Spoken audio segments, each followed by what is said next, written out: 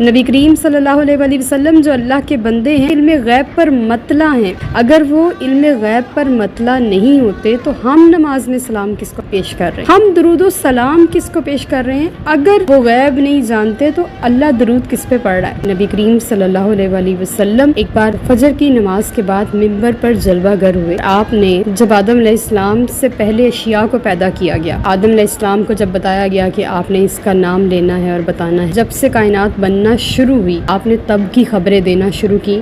یہاں تک کہ ظہر کا وقت آ گیا، آپ نے نماز پڑھائی، پھر ظہر سے عصر تک ممبر شریف پہ جلوہ گر رہے اور غیب کی خبریں دینے لگے، پھر عصر سے مغرب تک، پھر مغرب سے عشاء تک، یہاں تک کہ صحابہ تھک گئے۔ نبی کریم صلی اللہ علیہ وسلم کا چہرہ مبارک کا رنگ متغیر ہو گیا، وما ہوا کائن وما یکون، جو ہو چکا اور جو ہونے والا ہے، اس سب کی خبریں نبی کریم صلی اللہ علیہ وسلم نے صحابہ کو عطا فرمائی، اور جن صحابہ نے جتنا یاد رکھنا تھا انہوں نے اتنا یاد رکھا، اور جن صحابہ نے جتنا لکھ لینا تھا انہوں نے اتنا لکھ لیا، اور وہاں سے ہم تک پہنچا۔ وہ ایک نعت کا شعر بھی ہے نا کہ جو ہو چکا ہے جو ہوگا حضور جانتے ہیں، تیری عطا سے خدایا حضور جانتے ہیں، کہ جو کچھ بھی اللہ پاک نے نبی کریم صلی اللہ علیہ وسلم کو علم غیب عطا فرمایا وہ ذاتی ہے اور حضور کا عطائی ہے۔